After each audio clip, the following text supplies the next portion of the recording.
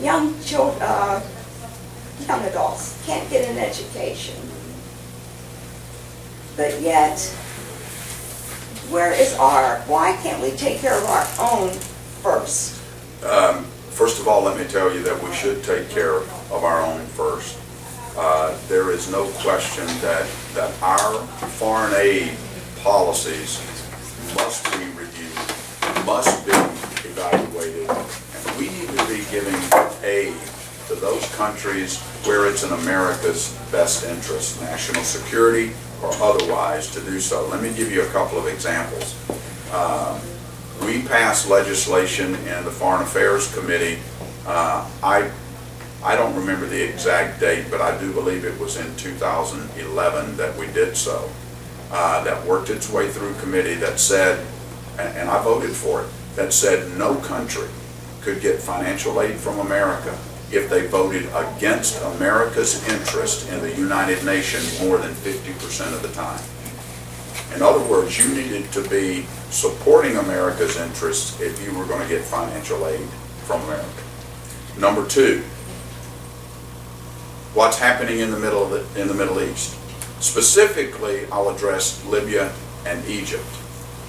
There was money in the continuing resolution for supporting Libya after Muammar Gaddafi fell, to supporting Egypt after President Mubarak fell. That is not guaranteed money. There are conditions that must be met that Congress insisted on when that money was allocated that restricts that money from flowing. So I don't want you to be under the impression, especially just because they say it on the news, doesn't make it true, that we are just shoveling out money to those people that are trying to hurt us. So some of that, we need to evaluate our foreign aid, and we need, because of our debt, we need to be doing a better job of determining who we're going to provide financial aid to, and we need to be looking here at home. Because you made a very good point. $16 trillion, borrowing 40 cents on every dollar that we spend, that can't sustain itself. But what you don't hear on the news are the hard work that the Republican-led House over the last 2 years has done to make sure that financial aid is based on conditions that must be met. And we hold hearings and we make sure that we hold the State Department accountable to those conditions. Just because we're short on time, sorry, but we do want to get into some of the RG Steel updates from these folks too. So I didn't know if the mayor wanted to give you an update on what's going on. Well, tell us how much time we got, Jack. What time do we have to leave? 2. We have to leave at 2. So let's take the RG Steel update, and then we'll come back and answer more questions. And I'll make this commitment: any question that I don't get to today, if you will get it to Jackie, we will get you an answer back in writing, or we can even plan another visit where I stop by and we can do this again. First, I'm going to say this. Hey, Ron. Ronnie. Yes, please, go ahead. I'm sorry. Mr. Johnson, my name is Don Manarino, and I'm a member of Local 1190 United Steelworkers. Thanks for being here. And I'm a trustee in the local union, and I've been asked to be here by local president Ernie Gamblin, and Dan Battistel is our chief shop steward. And they just asked me if I could be here and represent the steel workers, and asked you if you can do anything for our mill over here. There's a company that's trying to get funding to start the mill up here in Mingo Junction. The electric arc furnace is, I think, 5 years old. They paid $250 million for this electric arc furnace, Wheeling-Pittsburgh Steel. And it was not, it was a loan, it was a government loan.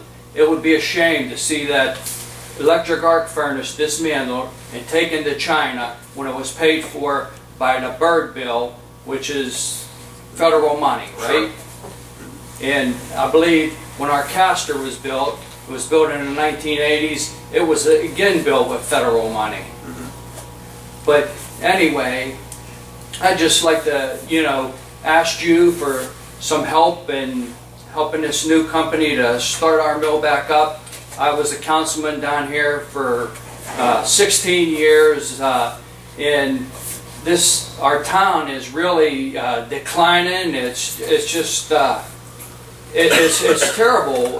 The people out of work, me included, are, you know, it's just the economy's just terrible. We need some, you know, assistance around here. And I know that you work for the natural gas industry. You've been doing work trying to get it started up, but I don't see the jobs, you know, being created right now, or there ain't enough of them. Because believe me, I applied at a number of the natural gas companies and to no avail.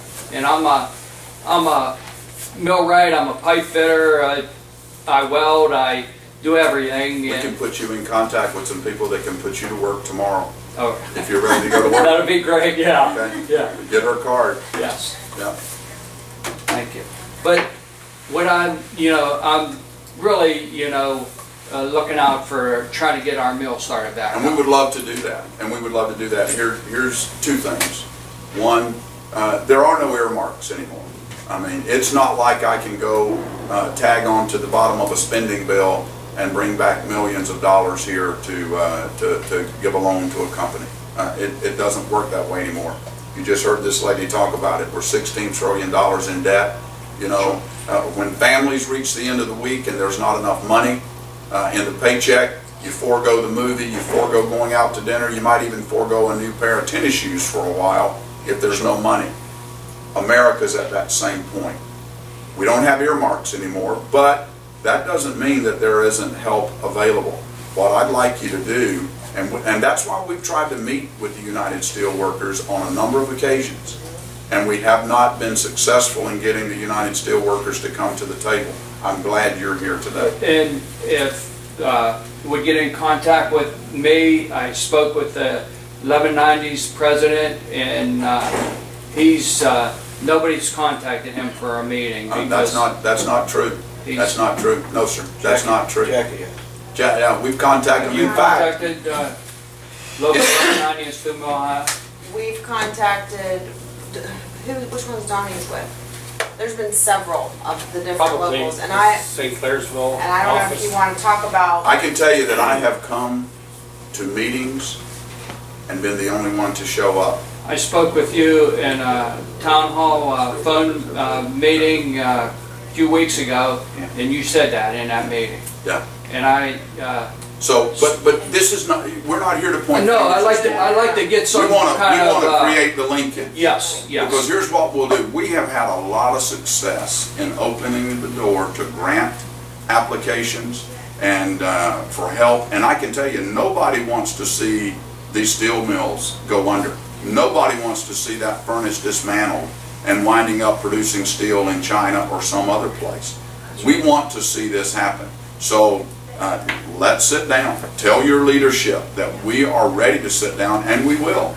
And Jackie is the person to contact, and we'll be glad to meet.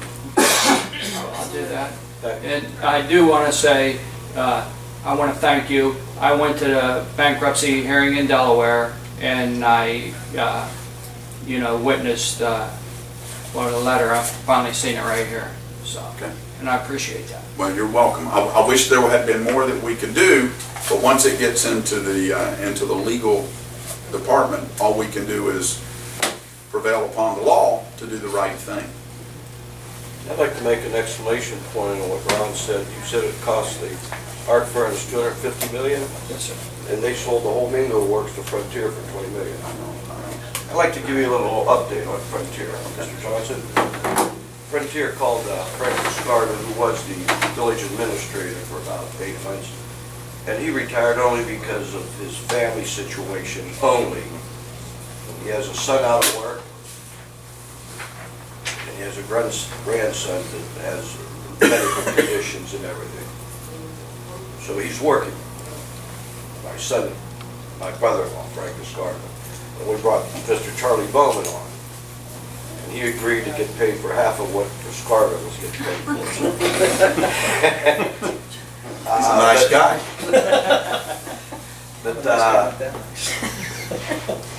But Frontier, Frank Piscardo and I, approximately 2 months ago, we sat down with them down at the water plant. There was 5 of them, very businesslike. One man's name was Robert Zulinski. He's the Chief Operating Officer and Director of Environmental and Health and Safety. The other gentleman was Richard Keib, K-E-I-B. He's the Special Projects Manager. First they told us they want all the water shut off going into the Mingo plant. He says they will bring water buffaloes in first before they buy water. And it was in bankruptcy. There was an outstanding water bill of approximately $189,000 and some.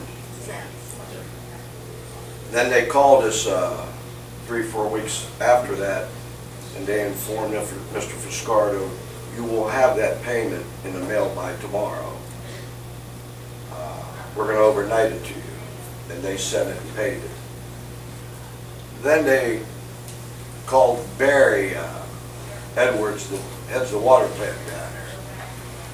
And they wanted to know what water line goes into that cogen plant that helps the coke plant. Because they says their intentions are to start getting water from Mingo, specifically for the cogen, because they ended up buying that, you know, that cogen. But anyways, and they had said that they do have some interested parties to start this mill up. This came from the gentleman. Mm-hmm. So I just wanted to give you an update on that. Okay. Let you know that. So if there's anything you could do, and actually, my son, who's one of the young men that got laid off after 22 years, lost his health.